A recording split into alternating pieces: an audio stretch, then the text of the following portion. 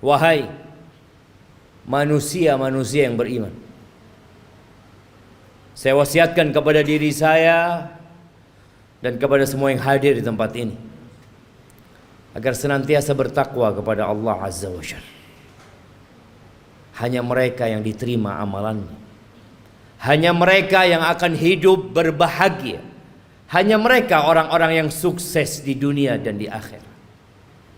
Allah Jalla Jalaluh mengulangi perintahnya, dan para rasul menyampaikan berulang kali, dan para pewaris Nabi diteruskan perintah itu untuk mereka.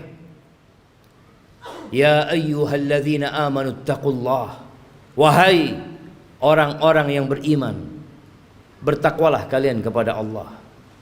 Kalimat yang sering kita dengar, yang terus diulang-ulang, karena kita memang sering lupa. Haqqa tuqatihi, ketakwaan yang sebenarnya bukan sekedar tulisan yang dipampang, bukan sekedar ucapan yang diungkapkan, tapi sesuatu yang diyakini oleh jiwa kita, kemudian diucapkan dengan lisan kita, dan dipraktekkan dengan raga kita. Dan Allah mengatakan, wala tamutunna illa wa antum muslimun. Kalian jangan mati kecuali dalam kondisi Islam. Yang menjadi standar orang baik bukan sekarang, tapi tatkala ajal menyebut kita. Jamaah rahimakumullah, setiap hari kita keluar rumah kita, orang-orang juga keluar dari rumahnya. Anak-anak juga berangkat ke sekolahan. Besok mereka akan melakukan itu lagi. Terus rutinitas yang dikerjakan oleh manusia. Ada yang ke pasar, ada yang ke kantor, ada yang ke pabrik, ada yang di jalanan. Semuanya mencari apa? Mencari uang, mencari harta. Allah telah menanamkan di dalam jiwa kita kecintaan kepada harta. Zuyyina linnas hubbus syahawat minan nisa wal banin wal qanatiril muqantarati minadh dhahabi wal fiddah wal khailil musawwamati wal an'ami wal harth dzalika mata'ul hayatid dunya wallahu 'indahu husnul ma'ab. Allah menjelaskan kepada kita bahwa telah ditanamkan kecintaan syahwat kepada wanita, kepada anak-anak, kepada harta yang berlimpah ruah, yang bertumpuk-tumpuk. Dulu kuda-kuda yang mewah, sekarang mobil-mobil yang mewah. Pertanian, peternakan, itu sesuatu yang sudah dicintakan kepada kita. Itu kesenangan kehidupan dunia. Tapi di sisi Allah ada tempat kembali yang baik. Lihatlah orang terkaya di dunia ini. Kemana dia bawa hartanya? Dia tinggal. Dia tinggal selama-lamanya di muka bumi ini. Di negeri ini kita sering membaca 10 orang terkaya. 1 fulan, 2, 3, 4, 5, 6, 7, 8, 9, 10, semua hartanya ditinggal. Hati-hati dengan dunia ini. Jangan sampai kita tertipu. Silahkan bekerja, silahkan cari harta, tapi ambisi kita bukan dunia. Karena kita gak lama tinggal di dunia, jemaah. Sungguh sangat bodoh manusia yang menimbun hartanya di sebuah tempat. Dia taruh di brankas, tiap hari dia kumpulkan di sana. Kemudian setelah itu dia tinggal selama-lamanya. Kemana akalmu? Bukankah engkau capek menumpuk harta itu? Bukankah engkau sekolah tahunan untuk mendapatkan harta itu? Dan engkau udah dapat. Kenapa engkau gak bawa? Kenapa kau tinggalkan? Selama-lamanya kau tinggalkan di muka bumi. Dan kebanyakan kita seperti itu. Hanya bekerja dan terus bekerja, kemudian pergi meninggalkan dunia. Ahibati fillah, Sebagian kita sudah hidup menderita jiwanya. Maka disebutkan oleh WHO sudah ada 1 miliar manusia yang sakit jiwa, sakit mental. Kata Nabi SAW mengingatkan para sahabatnya, kaifa antum idza futiyat alaikum Faris wa Rum, ayu qaumin antum? Kira-kira bagaimana kondisi kalian? Nabi menyampaikan ini dalam kondisi sahabat susah, tidak tahu apa yang besok mereka makan. Dalam kondisi sebagian sahabat ketika berangkat perang, sehari hanya makan 1 butir kurma. Sehari hanya 1 butir kurma. Rasulullah SAW menyampaikan ini dalam kondisi sahabat berangkat perang, dalam kondisi tidak ada alas kaki buat mereka, sampai kuku mereka ngelupas. Nabi menanyakan kepada mereka yang hidup menderita secara harta pada waktu itu, kira-kira bagaimana kondisi kalian apabila Persia dan Romawi ditaklukkan, kemudian harta mereka dibagikan kepada kalian? Ayu qaumin antum? Kira-kira kalian jadi orang yang seperti apa? Kata Abdurrahman bin Auf, nakun kama qala Allah atau kama yaqulullah. Kita akan menjadi manusia seperti yang Allah inginkan, yang Allah perintahkan. Kata Nabi SAW, awa ghaira dhalik, mungkin gak seperti itu, kata Nabi SAW. Jamaah, kita pernah susah secara ekonomi. Ingat dulu mungkin ketika motor kita motor bekas. Ingat dulu ketika kita sebagian belum menikah, gak punya apa-apa. Kemudian terus bertingkat kondisi ekonomi kita, semakin membaik, dan terus Allah kasih lagi kepada kita. Sekarang bagaimana kondisi kita? Abdurrahman bin Auf mengatakan kita akan menjadi orang seperti yang diinginkan oleh Allah dan Rasulnya. Tapi kata Nabi SAW, mungkin gak seperti itu kalian. Apa yang akan terjadi? Tatanafasun. Yang pertama, kalian akan bersaing. Udah punya harta banyak, yang seharusnya hidup tenang, sakit jiwa. Terus dia bersaing. Motornya kepingin lebih baik dari motor orang lain, handphonenya kepingin lebih baik dari orang lain, hartanya kepingin lebih banyak dari orang lain, rumahnya kepingin lebih bagus dari yang lainnya. Terus didorong oleh penyakit. Tatanafasun. Itu yang akan terjadi. Oke. Bersaing boleh kan, selama kita tidak menzalimi orang lain. Tapi Nabi SAW mengatakan itu hanya awal yang akan terjadi. Yang kedua, thumma tatahasadun. Kalian akan saling hasud setelah itu. Karena dunia ini sempit, jamaah. Kursi-kursi itu terbatas. Kalau sudah ada yang duduk di sana, yang lain nggak bisa duduk di situ. Dia harus turunkan dia. Dia harus menggantikan posisi itu. Kalian akan saling hasud. Kita lihat orang-orang yang di pasar, bagaimana kondisi jiwa mereka, yang mungkin tampak sehat-sehat menurut kita, tapi sakit jiwanya. Nabi menyampaikan kalian akan saling iri, kalian akan saling hasud. Gak suka orang lain lebih baik dari dia daripada sisi, gak suka dia.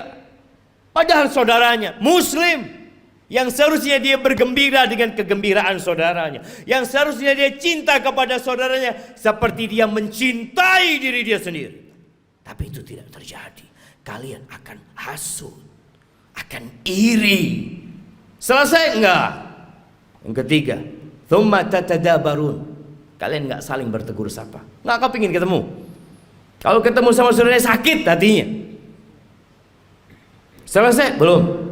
Yang keempat, yang akan dibawa pulang, yang akan dibawa tidur, yang akan dibawa makan, thumma tatabaghadun. Kemudian kalian akan saling membenci. Kalian akan bermusuhan dengan saudara kalian sendiri.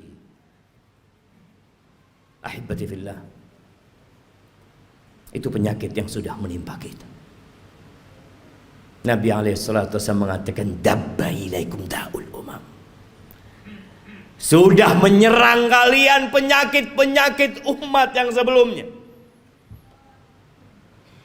Iri dan dengki. Ahibati fillah, tidak dilarang kita mengumpulkan harta, tapi tolong niatnya yang diperbaiki.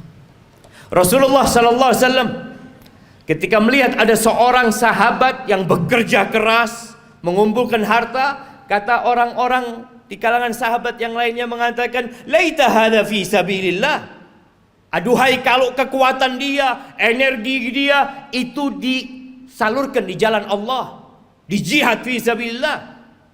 Maka Nabi mengatakan kepada para sahabatnya, lau kana yas'a, kalian tahu kalau orang ini keluar bekerja dalam rangka memberikan nafkah kepada kedua orang tuanya yang udah sepuh, fahuwa fi sabilillah, dia di jalan Allah. Yang kedua, lau kana kharaj yas'a ala auladin lahu sighar, kalau dia bekerja dalam rangka niatnya memberikan nafkah kepada anak-anak yang masih kecil, fahuwa fi sabilillah, dia di jalan Allah. Jangan diremehkan dia bekerja.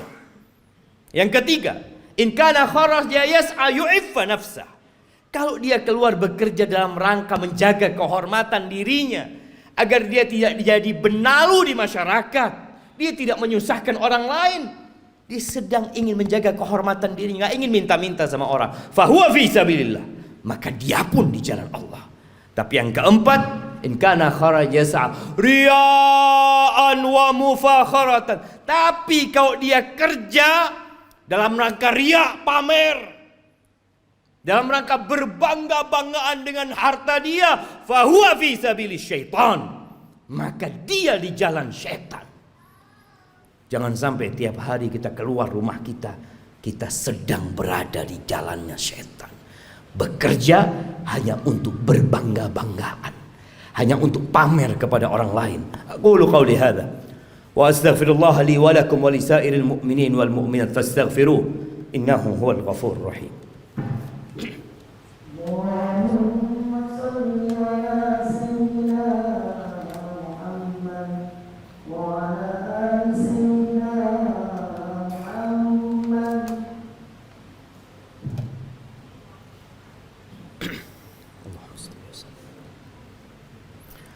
Alhamdulillahi wa kafa, wassalatu wassalamu ala nabiyil mustafa sayyidina wa maulana Muhammadin wa ala alihi wa ashabihi wa man iqtafa, amma ba'd. Ahibati fillah, berapa banyak dari orang-orang yang kita kenal yang telah pergi meninggalkan dunia ini, dan kita tahu hasil usaha dia, rumah yang dibangun, motor yang dimiliki, dan harta yang lainnya nggak dibawa.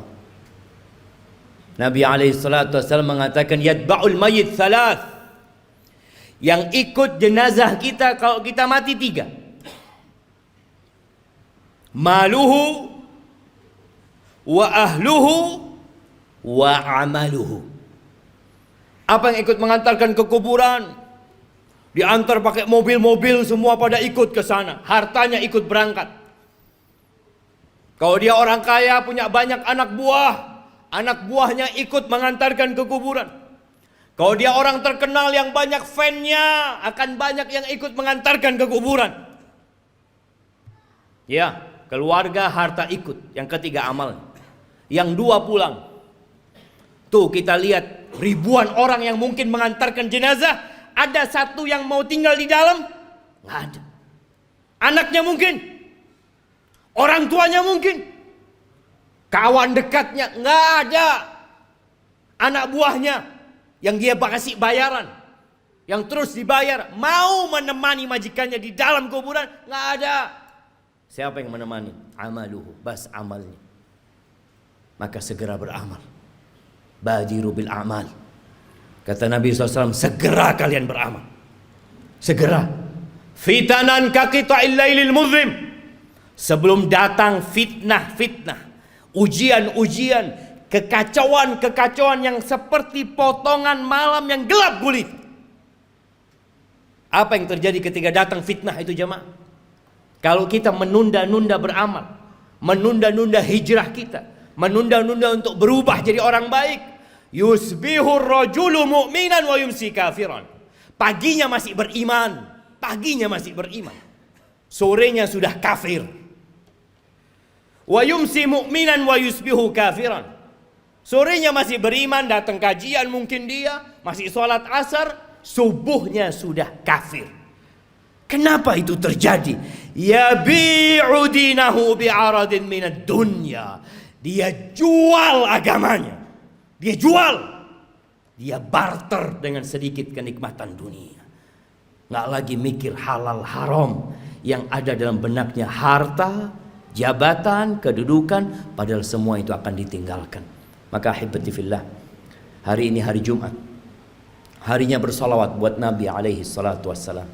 Harinya dianjurkan kita membaca suratul Kahfi. Baca tuh surat Kahfi, baca dengan artinya, baca pesan-pesan Allah kepada kita agar kita tidak diperbudak dengan harta kita.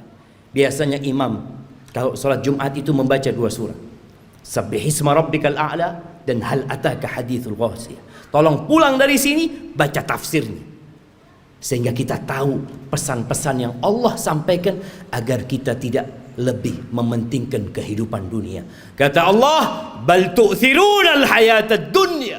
Tapi kalian udah dikasih nasihat, tetap kalian lebih mementingkan kehidupan dunia. Wal akhiratu khairu wa abqa. Akhirat itu lebih baik dan lebih kekal.